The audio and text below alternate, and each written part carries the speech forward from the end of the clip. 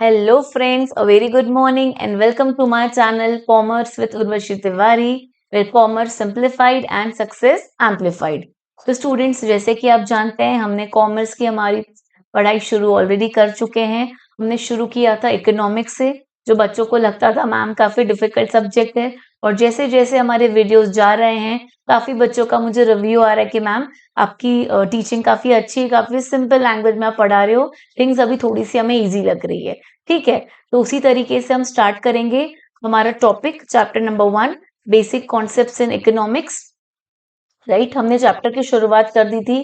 Chapter की शुरुआत में हमने पढ़े थे कि अलग अलग इकोनॉमिक्स में हमें अलग अलग डेफिनेशंस देके रखे थे, उनको हमने रेफर किया था। सबसे important what is economy, the word from which economics is derived, हमने वो किया था। ठीक है, फिर हमने स्टार्ट किया था कि हमारे professor रेगनार Frisch in the year 1933 में उन्होंने हमारे इकोनॉमिक्स को इजी स्टडी के लिए 2 पार्ट में डिवाइड कर दिया था। Do you remember students? Sir Ragnar Frisch in the year 1933 में उन्होंने इकोनॉमिक्स को 2 पार्ट में डिवाइड किया था, micro economics and macro economics. फिर हमने क्या किया था लास्ट क्लास में, माइक्रो इकोनॉमिक्स की कंसेप्चुअल स्टडी स्टार्ट कर दी थी। राइट, माइक्रो इकोनॉमिक्स में हमने पढ़ा था wants, features of wants.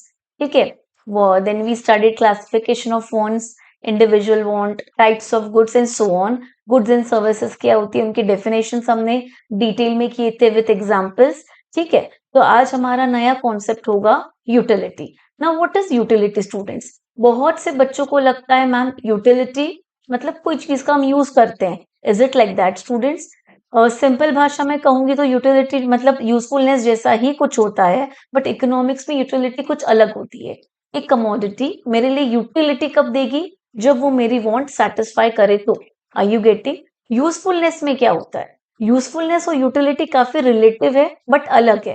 Right, कोई भी प्रोडक्ट हो, अभी जैसे मैं बात करूंगी लिकर है या सिगरेट है, ठीक है, मुझे बताओ एथिकली क्या वो अच्छा है पीना, स्मोक करना अच्छा है? नहीं मैम, बिल्कुल भी अच्छा नहीं। तो क्या वो यूजफुल है मैम? नहीं मैम, वो यूजफुल नहीं है। बट स्टूडेंट्स जो स्मोकर्स होते हैं, जो एडिक्टेड पर्सन होते हैं, उनको तो वो सिगरेट पी के ही उनको सेटिस्फैक्शन मिलता है। राइट, तो हम क्या बोलेंगे, स्मोकर के लिए तो मैम सिगरेट की बहुत ज्यादा यूटिलिटी है। Are you getting? तो यूटिलिटी क्या होता है students? Anything may be it might ethically be correct और नॉट करेक्ट, अगर वो आपकी वांट को सेटिस्फाई कर रही है तो it has utility for you. Right, तो सिंपल वर्ड्स में हम उसे कैसे समराइज अप कर सकते हैं? Capacity of the commodity to satisfy human wants is said to be utility. Students इसको मार्क करना, बहुत बार एग्जाम में क्वेश्चन आता है, want satisfying power of a commodity is known as dash, तो वो आता है आपका यूटिलिटी। ठीक है, फिर आते हैं हम हमारे नेक्स्ट कॉन्सेप्ट पे, value. Now what is value? Value मतलब क्या होता है स्टूडेंट्स? कोई भी चीज की वैल्यू मतलब अगर हम मॉनेटरी टर्म्स में लेते हैं तो बेसिकली हम उसे बोलते हैं प्राइस। जैसे अगर मैं बोलूंगी ये लैपटॉप से मैं पढ़ा रही हूँ, इसकी वैल्यू क्या है मैम? इसकी मैम जो भी कीमत, जो भी मॉनेटरी चीज आपने पे करके रखी है, दैट इज इट्स वैल्यू और दैट इज इट्स प्राइस। ठीक है, इकोनॉमिक्स में हम क्या करते हैं, we study value in use and we study value in exchange. Ma'am ये कैसा कॉन्सेप्ट है, value in use and value in exchange? Students ये दोनों को समझने के लिए हमें दोनों की कंपेरेटिव स्टडी करनी पड़ती है। एक्सप्लेनेशन करने से पहले मैं आपको एक बहुत बेसिक एग्जांपल देना चाहूंगी, जैसे इसमें भी दिया है टेक्स्ट बुक में भी, वाटर और डायमंड। वाटर और डायमंड क्या होते हैं स्टूडेंट्स? वाटर कैसी चीज है जो हमारी नेसेसिटी है, जिसके बिना हम सर्वाइव भी नहीं कर सकते हैं। तो मैं क्या बोलूंगी मैम, उसकी वैल्यू इन यूज तो बहुत ज्यादा है, उसके बिना तो हम रह नहीं सकते। पर अगर आप जो वाटर सप्लाई आपके घर पे हम देखते हैं जो आती है, उसके लिए हम रिटर्न में कितना पे करते हैं? बहुत छोटा सा अमाउंट इन कंपैरिजन उसकी यूजफुलनेस से। ठीक है, ये तो हो गया वाटर का। सेकेंड एग्जांपल मैं लेती हूँ डायमंड का। मैम डायमंड का क्या रहता है, डायमंड अगर मुझे खरीदना है तो अभी उसके लिए कितना पे करना पड़ता है? वी हैव टू पे lots and lots of money. But ma'am वो डायमंड का यूज क्या है? यूज तो ठीक है, डायमंड का पेंडल पहन लो, डायमंड की रिंग पहन लो, बट मैम और कुछ ऐसा है क्या जिसके बिना हम सर्वाइव ही नहीं कर पाएंगे, या हमने डायमंड पहना नहीं पहना तो हम जी नहीं पाएंगे, ऐसा कुछ है? No ma'am. तो ये होता है वैल्यू इन एक्सचेंज। तो स्टूडेंट्स कुछ प्रोडक्ट्स होते हैं जिनकी वैल्यू इन यूज बहुत ज्यादा है बट वैल्यू इन एक्सचेंज बहुत कम है। Right, like water. कुछ प्रोडक्ट्स ऐसे होते हैं जिनकी वैल्यू इन एक्सचेंज मतलब वो वैल्यू, अगर आपको चीज खरीदनी है तो एक्सचेंज में आपको बहुत ज्यादा पे करना होता है बट उसका यूज काफी कम होता है। तो वही हमारी value in use and value in exchange, right. Definition लेते हैं students, what is value in use? It refers to worth of a commodity, right. कोई भी कमोडिटी का वर्थ, जो आपको उसकी यूजफुलनेस है, जो आपको वैल्यू सर्व करता है वो कमोडिटी, राइट। हम बोलते हैं ना ये मेरे लिए इसका इतना वर्थ है, so that is your value in use. ज्यादातर हम देखेंगे तो सारे गुड्स जो होते हैं, फ्री गुड्स जितने भी अवेलेबल है नेचर में, वो सारे हमारे लिए क्या होते हैं? Value in use. को हमें बहुत वैल्यू इन यूज देते हैं। एग्जाम्पल सनशाइन, एग्जाम्पल एयर जो हम ब्रीथ करते हैं, हम एयर जो सांस लेते हैं, ऑक्सीजन जो ब्रीथ करते हैं, इसके लिए हम कितना पैसा देते हैं मैम? कुछ भी नहीं, पर उसकी वैल्यू इन एक्सचेंज हम 0 देते हैं। और उसका यूज क्या है मैम? बहुत ज्यादा, ठीक है। फिर आते हैं हम वैल्यू इन एक्सचेंज की। It refers to worth of a commodity expressed in terms of another commodity. यानी अगर मैं कमोडिटी के वैल्यू को जानने के लिए उसको दूसरी कमोडिटी के साथ कंपेयर करके उसकी वैल्यू बताती हूँ, तो वो होता है value in exchange. For example, हम बाजार जाते हैं तो अभी बार्टर सिस्टम तो है नहीं कि अगर मुझे एक फ्रिज खरीदना है तो उसके बदले में मुझे क्या कमोडिटी देनी है। नहीं, इसके बदले में हम क्या देते हैं students? Money. Are you getting? तो हम उसको क्या टर्म दे देते हैं? Price. Are you getting? A good which commands your price is known as economic good. यानी जिस भी कमोडिटी को यूज करने के लिए आप क्या रिटर्न में देते हो? पैसा देते हो, मॉनिटरी एक्सचेंज देते हो, उसे हम बोलते हैं वैल्यू इन एक्सचेंज। तो याद क्या रखना है? वैल्यू इन यूज सारे फ्री गुड्स के लिए होती है, वैल्यू इन एक्सचेंज सारे इकोनॉमिक गुड्स के लिए होती है, ठीक है। अभी मैंने आपको इसका एक एग्जांपल भी दिया था, वाटर डायमंड पैराडॉक्स, राइट, जहां कुछ कमोडिटीज ऐसी हैं जिनकी वैल्यू इन यूज बहुत ज्यादा है, बट रिटर्न में मैम कुछ नहीं पे करते। कुछ कमोडिटीज ऐसी है जिनका एक्सचेंज हम वैल्यू बहुत देते हैं, बट प्रैक्टिकली देखा जाए तो उसका यूज इतना कुछ खास नहीं है। Are you getting? आप यहाँ चार्ट में भी देख सकते हैं, एक वाटर बॉटल आप देख सकते हैं, एक डायमंड दे सकते हैं। डायमंड खरीदने के लिए हमें कितने कॉइन्स पे करने पड़ रहे हैं और वाटर खरीदने के लिए कितने कॉइन्स पे करने पड़ रहे हैं, ठीक है students. I hope you are clear with value in use and value in exchange. एक छोटा सा एग्जांपल लेते हैं यहाँ। Find out which of the following is a free good और इकोनॉमिक गुड। स्टूडेंट्स आप सब मुझे फटाफट से कमेंट में लिखकर बताइएगा कौन सा इकोनॉमिक गुड है और कौन सा फ्री गुड है, right. Water in the river, अब मुझे बताइए वाटर इन रिवर क्या होगा? यस, ऑफ कोर्स वो फ्री गुड है मैम, क्योंकि अगर आपको प्यास लगी है और आप किसी नदी में जाके पानी पी रहे हो ग्लास से, तो आपको उसके लिए कुछ नहीं देना है, ठीक है। So it's a free good. Second है ऑक्सीजन सिलेंडर। ऑक्सीजन सिलेंडर, अगर मैं फ्री एयर की बात करती हूँ जो हम ब्रीथ करते हैं, ठीक है, तो वो क्या है? आपके लिए फ्री गुड है। पर अगर हॉस्पिटल में आपको ऑक्सीजन सिलेंडर लगाया जाता है, राइट, उसके लिए आपको पैसे देने होंगे, तो वो हो जाएगा आपका इकोनॉमिक। नेक्स्ट एग्जाम्पल हम लेंगे सनशाइन का। सनशाइन हर जगह अवेलेबल है, कहीं भी खड़े हो जाओ, धूप ले लो, तो आपके लिए क्या है मैम? कुछ पे कर रहे हो? नहीं, तो वो आपके लिए हो जाएगी फ्री गुड। नेक्स्ट एग्जाम्पल लेते हैं हम लोग water processed for drinking. Water processed for drinking मतलब स्टूडेंट्स जो मिनरल वाटर, दैट इज जो हम पैकेज्ड वाटर पीते हैं बॉटल्स में, बिस्लेरी हो गया, एक्वाफाइना हो गया, आर यू गेटिंग? ये किस तरह का गुड हो गया? ये इकोनॉमिक हो जाएगा, क्योंकि वो पानी की बोतल खरीदने के लिए हमें पैसे पे करने हैं, ठीक है। नेक्स्ट है हमारा एयर। एयर जो हम ब्रीथ करते हैं, एयर इज एवरीवेयर, हमने बचपन में पढ़ा है, फ्री है, so that is your free good. I hope everybody is now clear with what is economic good and what is free good. Students फटाफट से कमेंट सेक्शन में लिखते जाइए इकोनॉमिक गुड, फ्री गुड। साथ ही साथ आपको लिखना यूटिलिटी का definition, that is want satisfying power of a commodity said to be utility, ठीक है। उसके बाद आते हैं हमारे नेक्स्ट कॉन्सेप्ट, फिर नेक्स्ट माइक्रो कॉन्सेप्ट से, जिसका नाम है wealth. Now what is wealth students? Wealth मतलब क्या होता है? कमेंट सेक्शन में लिखकर मुझे बताइए वेल्थ मतलब क्या होता है। क्या लगता है आपको क्या होगा वेल्थ? यस, बहुत से बच्चे बोलेंगे हाँ मैम वेल्थ मतलब पैसा है, कुछ बच्चे बोलेंगे मैम प्रॉपर्टी है, गोल्ड है। ये स्टूडेंट्स ऑफ फॉर्म्स है जिस फॉर्म में वेल्थ एग्जिस्ट करती है। मैं बोलूंगी मेरे पास 10 kgs ऑफ गोल्ड है, तो ये क्या है? ये एक फॉर्म है जिसमें मेरी वेल्थ एग्जिस्ट करती है। तो वेल्थ का हम इकोनॉमिक डेफिनेशन क्या पढ़ते हैं? Anything that has a market value and can be exchange for money. कोई भी चीज आपके पास रखी है जो आप एक्सचेंज करने जाते हो मार्केट में, तो आपको कुछ मॉनेटरी रिटर्न्स मिलते हैं, उसको हम क्या बोलते हैं? वेल्थ। अब मैंने आपको गोल्ड का एग्जांपल दिया था, साथ ही साथ मैं आपको कोई स्क्रैप का एग्जांपल देती हूँ। अगर बहुत गंदा सा कुछ सामान पड़ा है, पुराना है, अगर मैं उसको मार्केट में लेके जाती हूँ तो मुझे उसकी कितनी वैल्यू मिलती है? हार्डली आई विल गेट 50 और 100 रुपीज। Are you getting? तो क्या मैं वो जूने पुराने बर्तन, कपड़े, उनको वेल्थ गिन सकती हूँ? नो मैम, क्योंकि उसकी कोई मार्केट वैल्यू नहीं है। अगर मनी से एक्सचेंज हुआ भी तो जो उसका रिटर्न होगा वो काफी माइन्यूट होता है, उससे कई पैसा ज्यादा देकर हमने उन चीजों को खरीदा है, तो हम उन चीजों को वेल्थ कंसिडर नहीं करते। या हमारे प्रोफेसर मार्शल ने हमें अलग अलग कैरेक्टरिस्टिक्स देके रखे हैं कि अगर कोई भी सामान है, कोई भी थिंग है, अगर ये चारों क्राइटेरिया को सेटिस्फाई करता है, अभी वो चीज को हम वेल्थ कंसिडर कर सकते हैं। ठीक है, तो सबसे पहले हम पढ़ते हैं यूटिलिटी। इसका मतलब कोई भी प्रोडक्ट है, कोई भी कमोडिटी है, हम उसे वेल्थ कब बोलेंगे? अगर उसकी यूटिलिटी हो। यूटिलिटी मतलब अभी तो सबको याद होगा कि अगर कोई भी कमोडिटी मेरी वांट को सेटिस्फाई कर रही है तो ही उसकी यूटिलिटी है। Want satisfaction is utmost important. वो यूजफुल हो या नहीं हो वो अलग बात है। ठीक है। Second, scarcity. कोई भी चीज को वेल्थ कब माना जाता है? जब वो अपने डिमांड और सप्लाई के हिसाब से क्या होना चाहिए? बहुत स्केर्स हो, मतलब इजीली अवेलेबल नहीं हो। जैसे हम देखते जा रहे हैं गोल्ड महंगा होता जा रहा है। क्यों महंगा होता जा रहा है मैम? क्योंकि स्केर्स है, उसकी सप्लाई काफी स्केर्स है, डिमांड है बहुत ज्यादा। ठीक है, इसके लिए हम क्या बोलते हैं? व्हाट डू वी से स्टूडेंट्स? स्केर्सिटी। कोई भी कमोडिटी को वेल्थ कब कम किया जाता है? जब वो अपने सप्लाई में स्केर्स हो, इनफ या सफिशिएंट सप्लाई ना हो। Are you getting?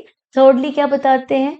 कोई भी चीज को वेल्थ बोलने के लिए ट्रांसफरेबल होना चाहिए। ट्रांसफरेबल मतलब मैं बोलूंगी मेरे ग्रैंडफादर ने मेरे लिए बहुत सारी प्रॉपर्टीज छोड़कर गए हैं, तो मैम प्रॉपर्टीज का आप क्या करोगी? मैं उसको सेल करूंगी, उससे पैसा ले अर्न कर सकती हूँ।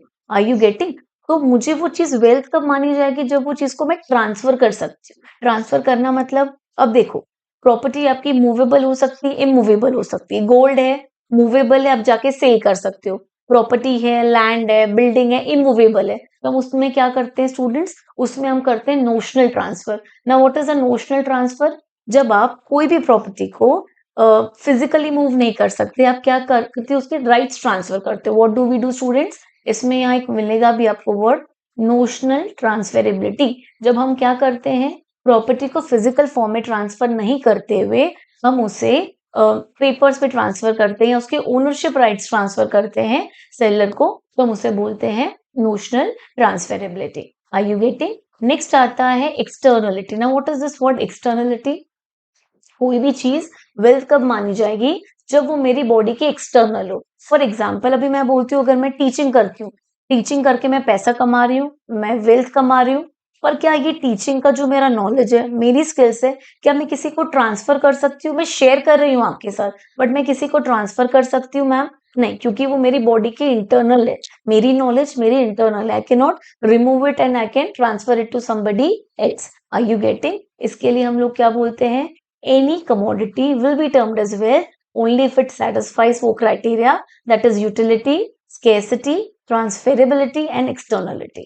ठीक है, चलो now let's come to the next concept, personal income. Now what is personal income students? ये information तो I think बहुत से लोगों को पता होगी, जिसे भी पता है comment section में quickly जल्दी से लिखकर बताएं, तो मुझे पता चलेगा how many of you are aware of personal income. What is personal income students? जो भी इनकम आप अर्न करते हो कोई भी सोर्स से, इनकम हो बिजनेस से, इनकम हो प्रोफेशन से, इनकम हो रेंटल हो, राइट? रेंटल इनकम आती है किन लोगों की? Are you getting? उसको हम लोग क्या बोलते हैं students? Personal income. So what do we define it as? Earning received by a person from all the sources. जितने भी सोर्सेस है आपके, वहां से आपने जितनी भी इनकम अर्न की है उसे हम बोलेंगे पर्सनल इनकम। फिर लास्ट कॉन्सेप्ट इसमें आता है personal disposable income. What is personal disposable income students? वो इनकम जो हमारे पास बचती है after paying taxes to the government. हमें सबको पता है जो भी इनकम अर्न करते हैं उस पर हम टैक्स पे करते हैं, ठीक है? तो जो भी इनकम हमारे पास बचेगी after we pay taxes to the government is known as personal disposable income. इस पे मैं आपको एक एग्जांपल देना चाहूंगी। अज्यूम करिए कि आपकी इनकम 100 रुपीज है, ठीक है, और गवर्नमेंट का टैक्सेशन है 20 रुपीज। मैं बोलूंगी 20%, राइट, आपके इनकम पे। तो 20 आपने डिडक्ट किया तो ₹80 आपके पास बच गए आपके कंजम्पशन के लिए, आपके सेविंग्स के लिए। तो ये जो 80 रुपीज आपके पास बचते हैं, ये क्या हो गया स्टूडेंट्स? आपकी personal disposable income. The income left after paying taxes to the government is known as personal disposable income. ठीक है, अब हम लोग आते हैं हमारे नेक्स्ट माइक्रो कॉन्सेप्ट पे, जिसका नाम है economic activity. Very very important students, economic activity क्या होती है? हम कॉमर्स में से और डिटेल में पढ़ेंगे हमारे उसी के सब्जेक्ट में, पर यहाँ समझ लीजिए, अगर आप कोई भी एक्टिविटी करते हो जिसमें 4 चीजें इन्वॉल्व होती है, that is production, distribution, exchange and consumption. मतलब एक ह्यूमन बीइंग कोई भी एक्टिविटी करे दो, राइट, उसमें वो या तो प्रोडक्शन कर रहा है, या तो वो डिस्ट्रीब्यूशन कर रहा है, या वो एक्सचेंज कर रहा है, या वो खुद उस चीज को कंज्यूम कर रहा है, राइट। तो इन चारों में से अगर आप किसी भी एक्टिविटी के रेंज में आते हो तो उसे नाम देते हैं इकोनॉमिक एक्टिविटी। हम या तो जैसे आप समझ सकते हो स्टूडेंट्स, प्रोड्यूसर हो सकते हैं, कोई ट्रेडर हो सकता है जो गुड्स प्रोड्यूस नहीं करता पर सामान लेता है और दूसरी जगह बेच देता है, तो वो क्या कर रहा है, इज इन्वॉल्व इनटू डिस्ट्रीब्यूशन। कुछ लोग होते हैं एक्सचेंज करते हैं, कुछ लोग होते हैं कंज्यूमर्स होते हैं। So this all the people involve are into economic activity. ठीक है, तो सबसे पहले शुरू करते हैं प्रोडक्शन से। What is production students? Production का मतलब क्या होता है? It is a creation of utility. इसका मतलब मैम, जब आप कोई चीज प्रोड्यूस करते हो तब आप उसको किस फॉर्म में कन्वर्ट करते हो? यूजेबल फॉर्म में। एक एग्जांपल लेते हैं तो इजीली समझ जाएगा। जैसे मैं बोलूंगी मेरे आस पास बहुत से कॉटन के खेत हैं, बहुत सारे फार्म्स है जहाँ कॉटन का प्लांट ग्रो हो रहा है, पर कॉटन का प्लांट सफिशिएंट है मुझे वैल्यू अर्न करने के लिए? नहीं मैम, जब तक ये कॉटन को मैं फैब्रिक में नहीं कन्वर्ट कर देती, थ्रेड्स में कन्वर्ट करके शर्ट या फैब्रिक में नहीं कन्वर्ट कर देती, तब तक इसके लिए मेरी कोई यूटिलिटी नहीं है। तो हम क्या बोलते हैं, प्रोडक्शन क्या करता है? Production creates utility. ठीक है, और जब भी हम प्रोडक्शन करने जाते हैं स्टूडेंट्स, हमें हमेशा याद रखना 4 फैक्टर्स ऑफ प्रोडक्शन की जरूरत होती है। रिमेंबर दिस पॉइंट, ये आपको आपका TY BCom तक चलता रहेगा। 4 factors of production. Are you getting students? ये फैक्टर्स ऑफ प्रोडक्शन पे हम बाद में आते हैं, पहले हम ले लेंगे डिस्ट्रीब्यूशन, एक्सचेंज, फिर हम फैक्टर्स ऑफ प्रोडक्शन को काफी डिटेल में डिस्कस करेंगे। ठीक है, तो हमारा प्रोडक्शन हो गया। अब स्टूडेंट्स गुड्स बन के रेडी है हमारे फैक्ट्री में, खाली फैक्ट्री में रेडी होके सफिशिएंट है, गुड्स अपने आप बिक जाएंगे? नहीं मैम, हमें डिस्ट्रीब्यूटर ढूंढना होगा, हमें एजेंट ढूंढने होंगे जो हमारे गुड्स को हमारी फैक्ट्री से ले जाकर जहां रिटेलर है, जहां कंज्यूमर है, उन तक पहुंचाएंगे। So what is distribution? Distribution का मतलब होता है those people who are involved in distributing the goods which are produced in the factory, right? तो क्या बताते हैं, factors of production claim their rewards, rent, wages, interest, profit through the process of distribution। ठीक है, next पे हम आते हैं एक्सचेंज। एक्सचेंज कब होगा? एक्सचेंज मतलब क्या होगा? एक हाथ पैसे दो, एक हाथ गुड्स लो। जैसे ही गुड्स पहुंच जाएंगे मार्केट में, जैसे ही गुड्स पहुंच जाएंगे रिटेलर के पास, राइट, तो वहां क्या होने लग जाता है? एक्सचेंज। कंज्यूमर आके गुड्स खरीदता है और वो एक्सचेंज में उसकी मॉनिटरी वैल्यू पे करता है। ठीक है, उसके बाद आता है consumption. What is consumption students?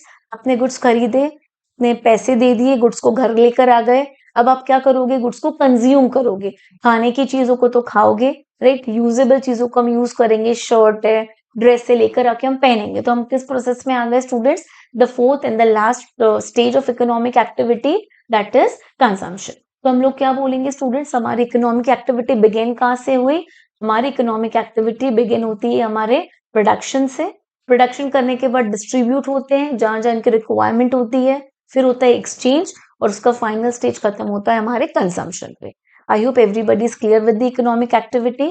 अब जैसे मैंने आपको कहा था स्टूडेंट्स, हम डिस्कस करेंगे factors of production. Now what are factors of production? Factors of production nothing but they are the part of your production activity. जब भी हमें प्रोडक्शन करना होता है स्टूडेंट्स, प्रोडक्शन करने के लिए हमें 4 सबसे इंपॉर्टेंट चीजें जरूरी होती है, जो होता है लैंड, फिर होता है लेबर, फिर होता है कैपिटल, और लास्ट इज द एंटरप्रेन्योर। अब ये क्या होता है मैम? स्टूडेंट्स याद रखना, ये सबसे ज्यादा इंपॉर्टेंट है आपके पूरे माइक्रो इकोनॉमिक्स में। कभी भी कोई भी इंसान जब प्रोडक्शन एक्टिविटी करना स्टार्ट करता है तो उसको सबसे जरूरी क्या है? लैंड, जमीन जहां वो अपनी फैक्ट्री या अपना यूनिट सेटअप करेगा। Are you getting? But economics में लैंड क्या होता है स्टूडेंट्स? खाली जमीन नहीं होती, all those things that are available from the nature freely. Nature ने आपको पानी, जमीन, जो भी चीजें फ्री में दे रखी है, that is all your land. Are you getting? हम डेफिनेशन लेते हैं, any natural resource that is available on the earth free, right, is said to be what students? Land. अभी याद रखना, लैंड जरूरी नहीं है सिर्फ जमीन पर, मिनरल्स है जो हम डिग करके सरफेस ऑफ द अर्थ के नीचे से लेते हैं, वो भी हमारे लिए लैंड है। लैंड जो हम लोग क्रॉप्स कल्टिवेट करते हैं, वो भी लैंड है। ठीक है, और जो भी हवा में मतलब स्काई में सनशाइन है, रेन है, क्लाउड्स, ये सब हमारे लिए क्या होता है students? Land. So how do we say what is land in economics? It is a natural factor of production and all those natural things that are available on the earth, above the earth and below the surface of the earth. ऐसे करके आप इसके definition को comply कर सकते हैं. ठीक है. अब लैंड के रिटर्न क्या होता है? रिटर्न मतलब अगर कोई भी पर्सन इस लैंड को ओ करता है तो उसको रिटर्न में क्या मिलेगा मैम? उसको रिटर्न में मिलता है rent. Market is a very important word students. Her factor of production है ना स्टूडेंट्स, क्योंकि वो कंट्रीब्यूट कर रहे हैं प्रोडक्शन के लिए, तो उनको कुछ ना कुछ रिवॉर्ड मिलता है, कुछ ना कुछ रिटर्न मिलता है. तो लैंड को रिटर्न मिलता है रेंट. इसका मतलब अगर एक पर्सन है, उसके पास जमीन नहीं है, तो वो क्या करता है? जमीन किसी से भाड़े पे लेता है, रेंट पे लेता है, उसको रिटर्न में मॉनिटरी चीज पे करता है, जिसको हम टर्म देते हैं लैंड. उसके बाद आता है labour. What is labour students? Labour is the most active factor of production. इसका मतलब लैंड है मैम, मेरे पास पूरा सेटअप है, पर अगर लेबर ही नहीं होगा फैक्ट्री में तो काम करेगा कौन? मटेरियल को यूज कौन करेगा? गुड्स को बनाएगा कौन? राइट. तो हम लोग क्या बोलते हैं? Labour is the human factor of production, जो अपने फिजिकल एफर्ट से और मेंटल एफर्ट से सभी रॉ मटेरियल्स को गुड्स में कन्वर्ट करता है. अब क्योंकि बेचारा ये लेबर काम करने आ रहा है, फैक्टर ऑफ प्रोडक्शन है, तो उनको रिटर्न में हम क्या पे करते हैं? वेजेस. व्हाट डू वी पे स्टूडेंट्स? वेजेस. ठीक है. नेक्स्ट होता है कैपिटल. अब कैपिटल मतलब क्या होगा? अकाउंट्स में हमने ऑलरेडी पढ़ चुके हैं. Capital is nothing but the amount invested in the business. तो जिस पैसे से हम क्या खरीदते हैं? लैंड खरीदते हैं, लेबर को पैसा देते हैं, पूरा बिजनेस लगाते हैं, that is nothing but capital. यानी कैपिटल है मैम, तो ही हमारे लिए पॉसिबल है कि हम लैंड खरीदे, मटीरियल लेकर आए, लेबर को वेजेस दे and so on. Are you getting? तो कैपिटल से हमें क्या हो जाता है स्टूडेंट्स? कैपिटल होने से हमारे फैक्ट्री में लगने वाली सारी चीजें हम एक जगह खरीद कर लेकर आ जाते हैं. राइट. अब सपोज आपके पास पैसे कम है, बिजनेस स्टार्ट करना है, पर मैम पैसे नहीं है, तो आप क्या करते हो स्टूडेंट्स? आप कहीं और से पैसे लेते हो और वो पैसे बिजनेस में लगा देते हो. ठीक है. तो वो पैसे के लिए रिटर्न हम क्या पे करते हैं? वी पे interest from whom we have borrowed that money. Are you getting? ठीक है. नेक्स्ट आता है entrepreneur. Now who is an entrepreneur students? Ma'am land चाहिए, लेबर चाहिए, कैपिटल भी है, पर इन सबको अरेंज कौन करेगा? Who is the person behind this picture? Who is the person who has got the idea of starting such a business? तो जो पर्सन को स्टूडेंट्स एक आइडिया आता है कि हम ऐसा बिजनेस शुरू करते हैं, तो लैंड खरीदता है, नहीं है तो भाड़े पे लेता है, लेबर लगाता है. ठीक है. अगर कैपिटल है तो थोड़ा बहुत खुद इन्वेस्ट करता है, नहीं है तो बोरो करके इंटरेस्ट पे करता है. He is the person known as entrepreneur. तो हम बोल सकते हैं entrepreneur is the captain behind your entire productive activity. ठीक है. तो अभी एंटरप्रेन्योर इतना मेहनत क्यों कर रहा है? ऑब्वियसली मैम पैसे कमाने हैं, और वो पैसे को हम क्या टर्म देते हैं स्टूडेंट्स? प्रॉफिट. एंटरप्रेन्योर को रिटर्न क्या मिलता है? Profit. So quickly, I want all of my students to write all the factors of production in the comment section with their reward. लिखिए land is equal to rent, labor is equal to wages, ठीक है, then capital is equal to interest and entrepreneur is equal to profit. ऐसे करके आप comment section में लिखते जाइए और factors of production को by heart कर लीजिए. तो स्टूडेंट्स यहाँ खत्म होती है हमारी माइक्रो इकोनॉमिक्स के सारे कॉन्सेप्ट्स जो आपके सिलेबस के हिसाब से हैं. Are you getting that? ऐसे तो बहुत वास्ट है, जैसे जैसे आप आगे आगे स्टैंडर्ड्स में जाएंगे हम और डिटेलिंग पढ़ते जाएंगे, पर अभी के लिए अभी के 11th स्टैंडर्ड का माइक्रो इकोनॉमिक्स में आपके इतने ही कॉन्सेप्ट है माइक्रो के.